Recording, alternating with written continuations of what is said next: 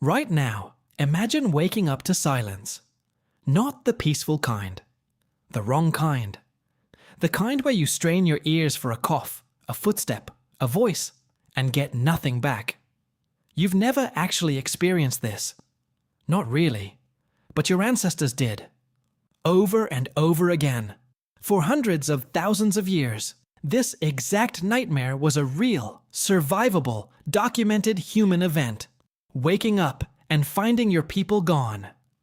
It's older than agriculture, older than pottery, older than the wheel. Before humans had permanent homes, they had something more fragile and more essential: the group. And when that group vanished, disappeared, or simply left you behind, it triggered one of the oldest emergency systems in the human brain. So the question is, what actually happened, physically and psychologically, to a person left alone by their tribe? And why does the fear of it still live inside you today? Let's go back to the beginning. Around 2 million years ago, early hominins like Homo erectus were already living in tight-knit bands, usually somewhere between 15 and 50 people. Anthropologists studying modern hunter-gatherer societies, groups like the Hadza in Tanzania, have found that band sizes cluster around this same range again and again. It's not a coincidence, it's a survival math problem. Too few people, and you can't defend against predators or find enough food. Too many, and you strip the land bare too fast. Here's the catch.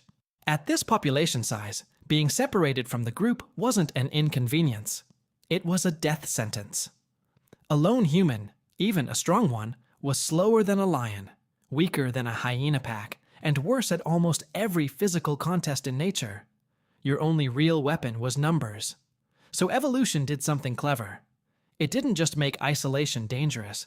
It made isolation feel dangerous on a gut level before you even understood why. Fast forward to around 100,000 years ago, and we start seeing something remarkable in the archaeological record: deliberate burial.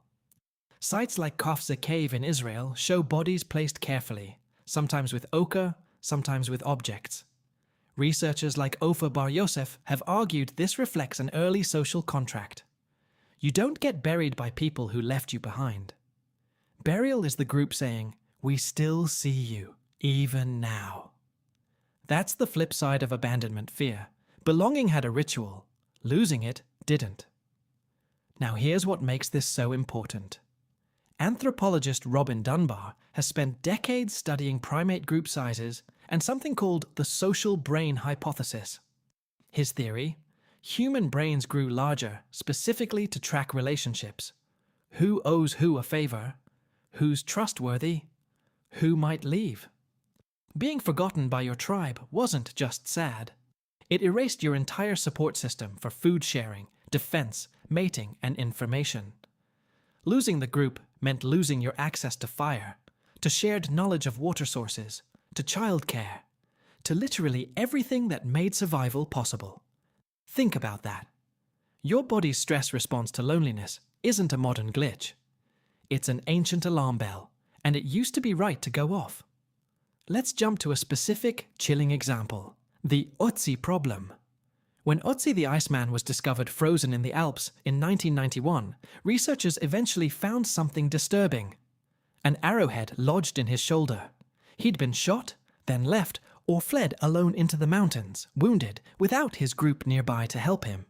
He died isolated, roughly 5,300 years ago, and stayed frozen in place until hikers found him. That's not just an ancient murder mystery. That's a real case study in what happens when the group fails you at the exact moment you need it most. But here's the thing. Not every disappearance was violent. Sometimes groups splintered on purpose. Archaeological evidence from sites in the Kalahari and among Aboriginal Australian communities shows seasonal fission-fusion patterns, where large groups broke into smaller ones, then reunited later. This wasn't abandonment. It was strategy. Except if you were the one who got confused about the plan, who woke up at the wrong watering hole, who misjudged the timing, the result looked identical to being left behind. And your nervous system couldn't tell the difference between planned regrouping and actual abandonment.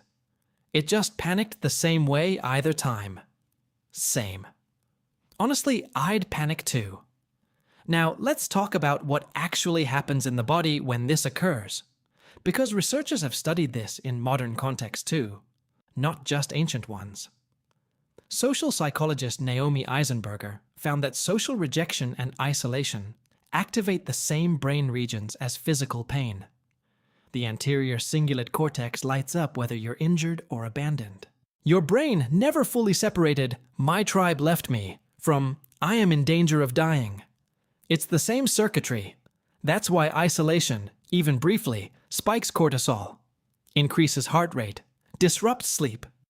Your ancestors' bodies weren't overreacting. They were correctly predicting that alone usually meant dead. Fast forward again to around 12,000 years ago, as humans began settling into early villages like Göbekli Tepe in modern-day Turkey.